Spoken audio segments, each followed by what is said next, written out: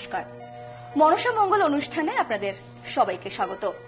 আমরা সকলেই চাই আমাদের সকালটা হোক ভগবানের নাম করে, আর সেই ভগবানের ভক্তির সাগরে ডুব দেবো আজকে আমরা। আর যিনি আমাদের সেই হাত ধরে নিয়ে যাবেন তিনি আমাদের সকলের প্রিয় সংঘের দীপমা, জয়মা সংঘের দীপমা। দীপমা, আপনাকে স্বাগত। নমস্কার। হে ভক্তমণ্ডলী, আমি জয়মা সংঘ থেকে এসেছি এবং জয়মা সংঘের তরফ থেকে প্রত্যেক ভক্তদের প্রতি মায়ের আশীর্বাদ রইল। আমি মায়ের সেবক দীপ। এখানে এসেছি মা মনসা সম্পর্কে দু চারটে কথা বলার। মা যা বলাবেন আমি তাই বলবো এবং মায়ের কাছে আমি প্রার্থনা করি আমরা সবাই এবং দেশবাসী সুখে থাকি, কল্যাণে থাকি, আমাদের সর্বত্র কল্যাণ যেন হয়, সেই ইচ্ছে নিয়েই আজ মনসা মঙ্গল পাঠ করতে আমি সাধনা টিভি চ্যানেলের পর্দায় এসেছি এবং মায়ের কাছে এই প্রার্থনা করি আমি যেন মায়ের গুণগান সব ভক্তদের শুনিয়ে যেতে পারি এবং এইভাবেই যেন আমার জীবন অতিবাহিত করি।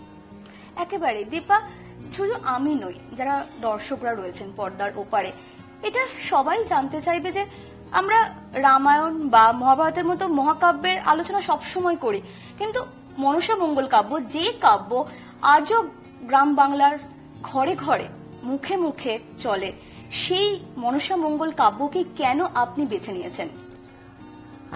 এটা একদম ভিতরের অনুভূতি। আমি ছোটবেলা থেকেই মনসা মঙ্গল শুনে শুনে বড় হয়েছি এবং এর ভিতরে মনসা মঙ্গলের ভিতরে মা মনসার যে জীবনী এবং চাঁদ সওদাগর, বেহুলা লক্ষিন্দর এই জীবনী অপূর্ব কাহিনী এবং রামায়ণ মহাভারত এগুলো সব প্রচলিত এবং আমরা সবাই জানি, কিন্তু এখনো আমরা অনেকেই মনসা মঙ্গলের সম্বন্ধে বিস্তারিতভাবে অনেকেই জানি না। তাই আমার ইচ্ছে ভক্তদের কাছে পৌঁছে যাক মনসা মঙ্গল কাব্যটি এবং সবাই জানুক।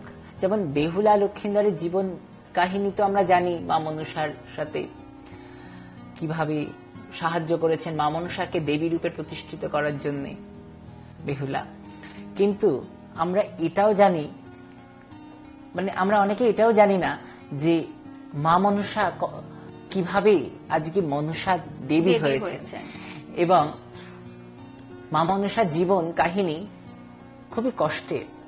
মা মানে জন্মের পর থেকেই সংগ্রামের সাথে দেবীত্ব অর্জন করেছে। আমি সেই কারণে মা মনসা সম্পর্কে আমি কিছু বলতে পারলে খুশি হব, সেই হিসেবেই আমি এসেছি।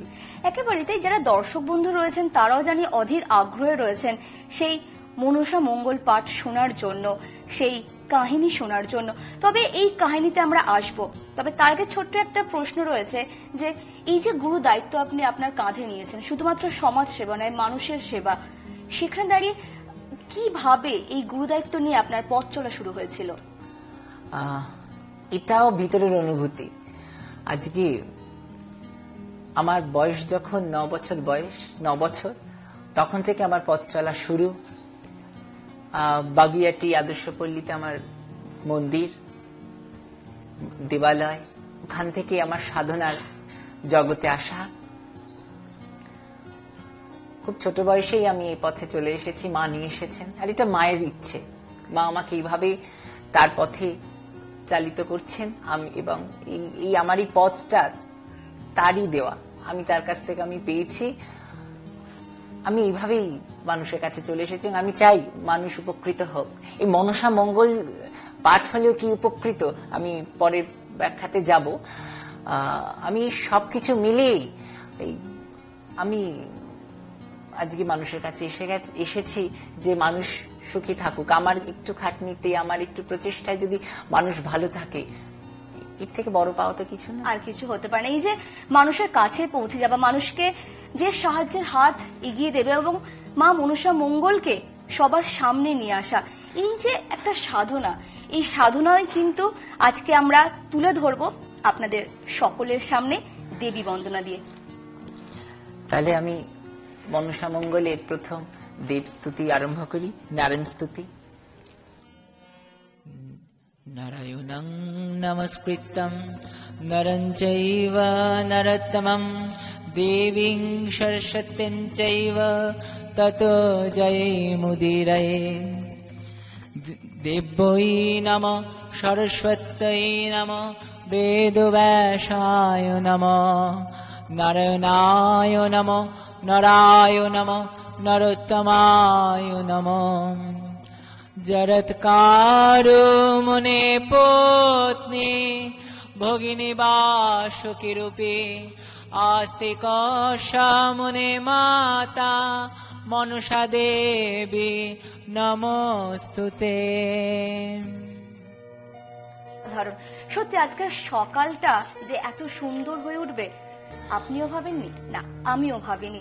আজকের এই দেবী বন্দনা দিয়ে আমাদের মনসা মঙ্গল পাঠ শুরু, যেখান থেকে আমি বলবো যে আপনি শুরু করুন, শুনবো সেই কাহিনী। এবার বন্দনায় যাচ্ছি।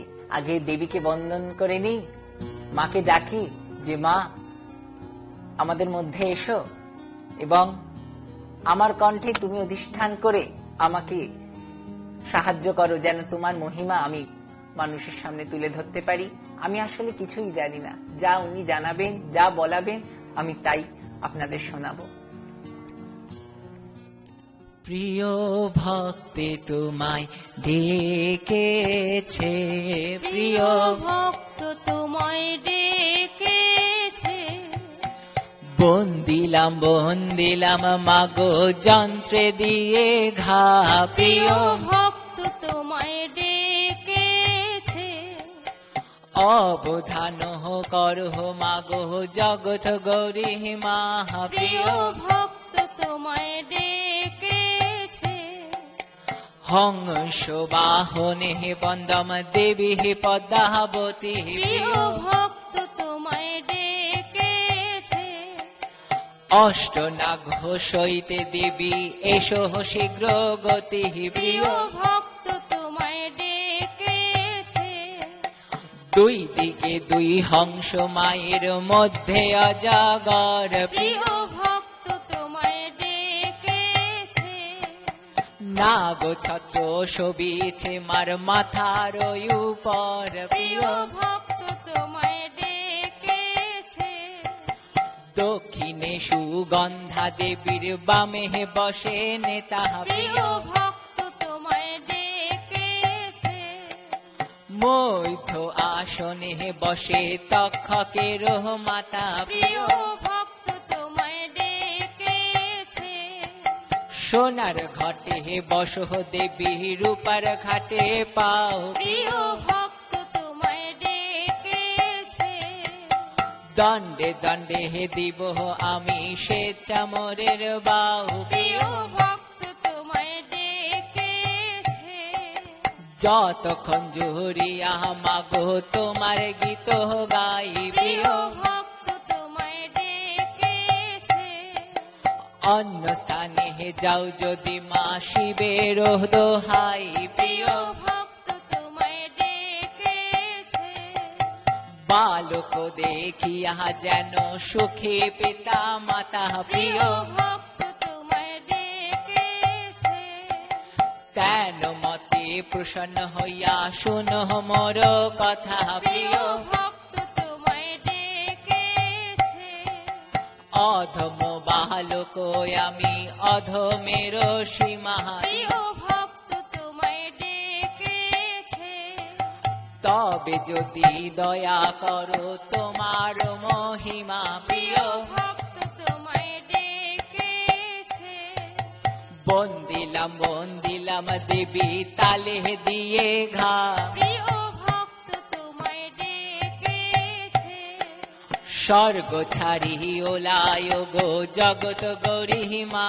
প্রিয় ভক্ত তোমায় ডেকেছে, জরত কারু মুনি বন্দম মুনি পুরান্দর। প্রিয় ভক্ত তোমায় ডেকেছে, বলদ বাহনে বন্দম দেব মহেশ্বর। প্রিয় ভক্ত তোমায় ডেকেছে, আস্তিক নামে মুনি বন্দম পদ্মার তনয়। প্রিয় ভক্ত তোমায় ডেকেছে, ব্যাস বৈশিষ্ট্য বন্দম সানন্দ হৃদয় হে প্রিয় ভক্ত তোমায় ডেকেছে স্বর্গের রাজা ইন্দ্র বন্দম শচী যার জায়া প্রিয় ভক্ত তোমায় ডেকেছে বারাহি চাহামুন্ডা বন্দম দেবী মহামায়া প্রিয় ভক্ত তোমায় ডেকেছে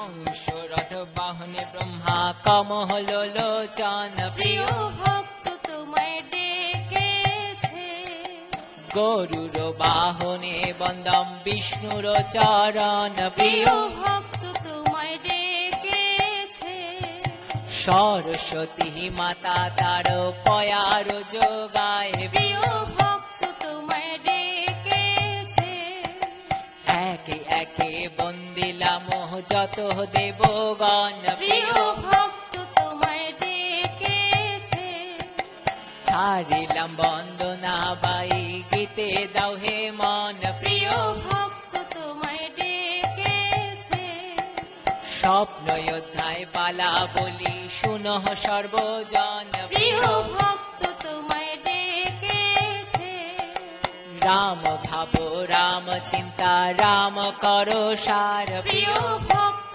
তোমায় ডেকেছে মা মনুষার চরণ বিনা গতি নাহি আর প্রিয় ভক্ত তোমায় ডেকেছে বৈদ্য বিজয় গুপ্তর মধুর মধুর বারতি প্রিয় ভক্ত তোমায় ডেকেছে সর্বক্ষণ রক্ষাচারে করেন পদ্মাবতী প্রিয় ভক্ত তোমায় ডেকেছে হে প্রিয় ভক্তে তোমায় ডেকেছে।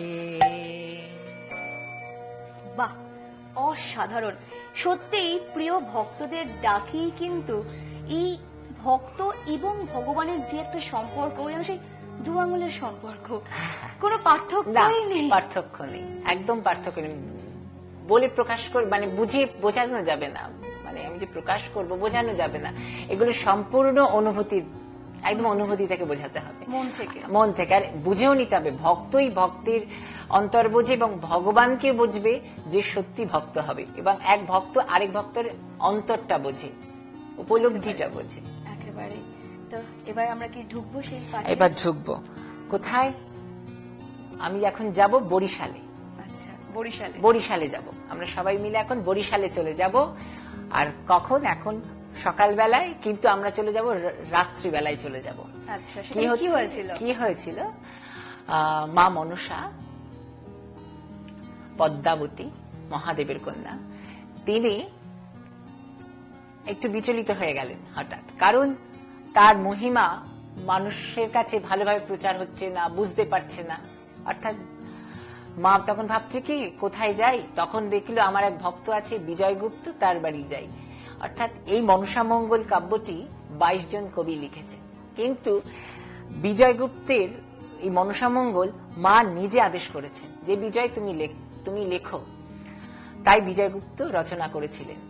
তাই মা মনসা বিজয়গুপ্তকে গিয়ে বলেছিলেন, বিজয় তুমি আমার একটি বই রচনা করো, আর আমি সন্তুষ্ট নই, আমি তৃপ্ত নই শুনে। এর আগে অনেকেই গান লিখেছেন, তাদের গান শুনে আমি তৃপ্ত নই, আমার সেই আবেগটা ফুটে উঠছে না, এবং আমার জীবন কাহিনী সেভাবে সে প্রকাশ করতে পারিনি, তুমি বিজয় করো। তখন বিজয়গুপ্ত মাকে বলেছিল, মা আমি তো পড়ালেখা জানি না। পদ্মা পুরাণ এবং কবিবর উপাধি পেলেন, এবং পদ্মা পুরাণ মনসামঙ্গল যে লিখেছেন তিনি ক্লাস 4 অব্দি পড়েছেন, কিন্তু তিনি মনসামঙ্গল লিখেছেন। অর্থাৎ তার কদমের আগায় মা এসে অধিষ্ঠান ছিল এবং কদমের আগায় বসেছিলেন। এবং এই মনসামঙ্গলে যা লেখা আছে তা হলো মায়ের নিজের মুখের বাণী। মা নিজে বলেছেন, বিজয়গুপ্ত লিখেছেন। আর এক জায়গায় আছে, এই গীত নয় এ জানিও মনসার মন্ত্র, অর্থাৎ এটি গান নয়, এটি মনসার মন্ত্র। অর্থাৎ আমি একটু যাচ্ছি, তারপরে ব্যাখ্যায় আসি, গানটা শোনাচ্ছি। মা গিয়ে কি বলছেন ওনাকে, বিজয়গুপ্তের কাছে কিভাবে এলো, তার বাড়িতে কিভাবে এলো, আমরা তাহলে আসছি। দেবী নাম নাম, দেবী নাম নাম, দেবী নমো নমো,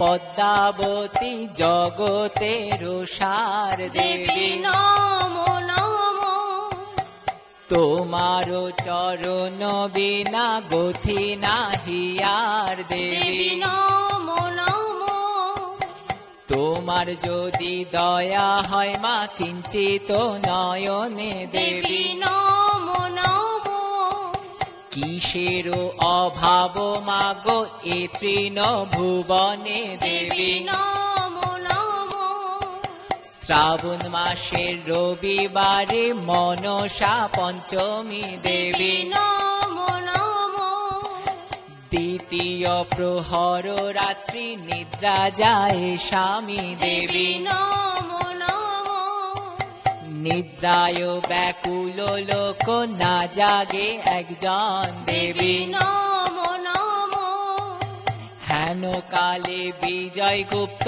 দেখিল স্বপন দেবী নমো নমো গৌরবর্ণ শরীরের এক ব্রাহ্মণের নারী দেবী দেবী নমো নমো রত্নময়ী অলঙ্কার মার দিব্য বস্ত্রধারী দেবী দেবী নমো নমো তপ্ত কাঞ্চন যেন শরীরের জ্যোতি দেবী দেবী নমো নমো ইন্দ্রের শচী কিংবা মদনের রতি দেবী দেবী নমো নমো চাচর মাথার কেশমার জিনিয়া চামর দেবী দেবী নমো নমো সর্বাঙ্গেতে বেরিয়াছে সর্প অজাগর দেবী দেবী নমো নমো নাগরতে রিয়া দেবী বসিলা হেম ঘটে দেবী দেবী নমো নমো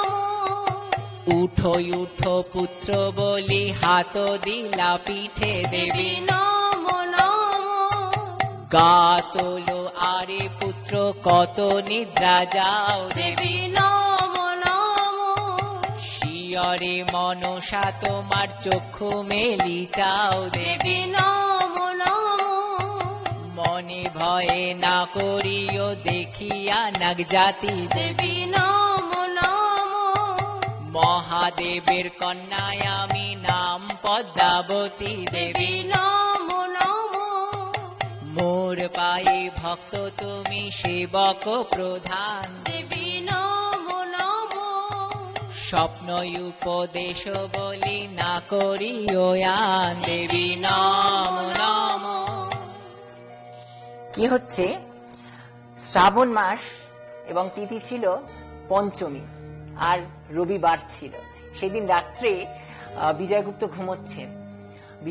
ঘুমোচ্ছেন, তখন দ্বিতীয় প্রহর রাত্রি, তখন রাত্রি যখন দ্বিতীয় প্রহর, বিজয়গুপ্ত স্বপ্ন দেখছে কি গৌর বর্ণ অর্থাৎ সুন্দর বর্ণ, সোনার বর্ণ এক নারী। কিভাবে ব্যাখ্যা করেছেন উনি, কিভাবে বলেছেন, রত্নময় অলঙ্কার অর্থাৎ সর্বাঙ্গে রত্ন অলঙ্কার ভূষিতা ছিলেন এবং পরিহিতা ছিলেন, মানে দিব্য বস্ত্র পরিহিতা ছিলেন উনি, হ্যাঁ। আর তপ্ত কাঞ্চন অর্থাৎ উত্তপ্ত সোনা, চাপা ফুলের মতন রং, হ্যাঁ। এবং দেবরাজেন্দ্রের স্ত্রী হচ্ছেন শচী দেবী, আর মদন দেবের স্ত্রী হচ্ছেন রতি দেবী, এবং তাদের সৌন্দর্যের সাথে মায়ের সৌন্দর্য বর্ণনা করল যে কেই নেই, এবং তার সাথে সর্বাঙ্গে সর্প অজগর বেষ্টিত ছিলেন। তাই মা বলছেন, গায়ে হাত দিয়ে বলছেন, হেমঘটে নাগরথ করে তো দেবী এসেছেন, এসে হেমঘটে বসে বলছেন, গাতুলো আরে পুত্র কত নিদ্রা যাও, শিয়রে মনসা তোমার চক্ষু মেলি চাও। কিভাবে বলছে দেখো, গায়ে কাটা দিচ্ছে। আর বলছে কি, মনে ভয় না পাইও দেখিয়া না গো জাতি, মহাদেবের কন্যায় আমি নাম পদ্মাবতী। নিজের নামটা তুমি নিজে, হ্যাঁ। এবং বলছে, আমি স্বপ্ন উপদেশে কিছু বলবো, তুমি এটিকে হেলা করো না, আন করো না, তুমি রক্ষা করো, আমার কথা রাখার চেষ্টা করো, এবং চেষ্টা না তোমাকে করতেই হবে। বিজয়গুপ্তকে এইভাবে বলছেন, হ্যাঁ, যে তোমাকে এটা করতে হবে। এবং বলছে, তুমি আমার চরণে, তুমি প্রধান সেবক, তোমাকে আশীর্বাদ করলাম, আমার আশীর্বাদে তুমি আমার কবিতা লিখবে, গান লিখবেন। এবং কি বলছে, আজনিশি অবসানে এরিয়া বসন, গীত ছন্দে রচ কিছু আমার স্থাবন। মূর্খে রচিল গীত না জানে মাহাত্ম্য, প্রথমে রচিল গীত কানা হরিদত্ত। হরিদত্তের যত গীত লুপ্ত পাইল কালে, জোড়া গাথা নাহি কিছু ভাবে মরে চলে। অর্থাৎ ওই গানটি হরিদত্তের গানটি না, বইটি কালের সাথে লুপ্ত হয়ে যাচ্ছে। তখন আর মা বলছে কি ওই গান শুনে সবাই সন্তুষ্ট হচ্ছে না, মন বসছে না, আর জোড়া গাথা নেই, অর্থাৎ একটা লাইনের সাথে আরেকটা মিল নেই। হ্যাঁ, তাই বলছে তুমি লেখো নতুন করে, আমি তোমায় বর দিচ্ছি। তখন মা সন্তুষ্ট হবেন বলে এবং আমরা ওনাকে সেবা করব, তাকে সন্তুষ্ট করতে পারবো কিভাবে, সেই পথ মা এই জয়ানির মাধ্যমে দেখিয়ে গেছেন এবং বলে গেছেন, এবং বিজয়গুপ্ত দেখিয়ে গেছেন, মা বলে গেছেন যে তুমি বিজয় ভাবে লেখো। মানে যে গুরুদায়িত্ব মা মনসা দিয়েছিলেন বিজয়গুপ্তকে, সেই গুরুদায়িত্ব কিন্তু তিনি নিজের কাঁধে বয়ে নিয়ে চলেছিলেন এবং সেটাই কিন্তু এখনো চলমান, সেইভাবেই কিন্তু চলে আসছে। হ্যাঁ, এবার কি বলছে, না বুঝিয়া বলো যদি হবে মিথ্যাক্ষর, শিকলির মধ্যে গাইও না বুঝিয়া বলো যদি হবে মিথ্যাক্ষর, শিকলির মধ্যে গাইও পয়ার লাচারি। গীতের আগে রচিও গোসাই পুষ্পবাড়ি, পুষ্পবনে জন্ম আমার পৃথিবীর অর্ধ, বাপের সনে পরিচয় সৎমায়ের বধ। অর্থাৎ মায়ের জন্ম হয়েছে পুষ্পবনে। শ্রী চণ্ডী দেবী একটি পুষ্পবন করেছিল সরজ নদীর তীরে, সেখানে মায়ের জন্ম হয় এবং মহাদেবের সাথে বিচ্ছেদ ঘটে, বনবাসে যেতে হয় মাকে, আর সৎ মায়ের বধ এবং চণ্ডীকে দংশন করেছিলেন। অর্থাৎ মায়ের এক চক্ষু কান আমরা জানি। পরের ব্যাখ্যায় আমি আসবো, আমি স্বপ্নোদ্ধাটাই বলে যাই। হ্যাঁ, কারণ যেহেতু আমাদের সময় একেবারে শেষ হয়ে এসেছে, তাই এই যে ব্যাখ্যা, এই যে মনসা মঙ্গল কাব্য এবং তার কাহিনী, মা মনসার মাহাত্ম্য যেভাবে শুরু হয়েছে, তা জানি যারা দর্শক বন্ধু রয়েছেন তারাও কিন্তু অধীর আগ্রহে অপেক্ষায় থাকবেন যে কবে আবার আপনি আসবেন এবং সেই পাঠ আমাদেরকে শোনাবেন। প্রত্যেক রবিবার সকাল 8:30 থেকে 9টা, আধ ঘন্টা করে আপনাদের সাথে আমি থাকবো এবং মা মনসাও থাকবেন। মা মনসার কৃপা হস্ত, আশীর্বাদ আপনাদের মাথায় বর্ষিত হোক, এই মায়ের কাছে আমি প্রার্থনা করি। এবার মূল তত্ত্বে যাচ্ছি। মূল তত্ত্ব বলি আমি, শুনো দিয়া মন দেবী। নমো নমো চান্দর সনে বাঁধ মর করিও রচন দেবী। নমো নমো প্রথম বাদেতে কাটলাম চাঁদের গুয়া বাড়ি দেবী। নমো নমো ধন্বন্তরী ওঝাবধি শঙ্কুর গারুরি দেবী। নমো নমো মহাজ্ঞান হরিলাম চান্দর বদলাম ছয় পো দেবী। নমো নমো এই বলে এখানে রাখছি এবং এরপরে রয়েছে ঝালুয়ার মণ্ডপে সোনা লুকায় পুজেমো, এই সমস্ত স্বপ্নোধ্যায় আর অর্ধেক অংশ পরের দিন আবার শুনবো আমরা, আবার দেখা হবে। প্রত্যেক রবিবার ঠিক সকাল 8:30টায় আমরা থাকবো আপনাদের সঙ্গে। আজকের মতো এখানেই শেষ করতে হচ্ছে। নমস্কার। নমস্কার।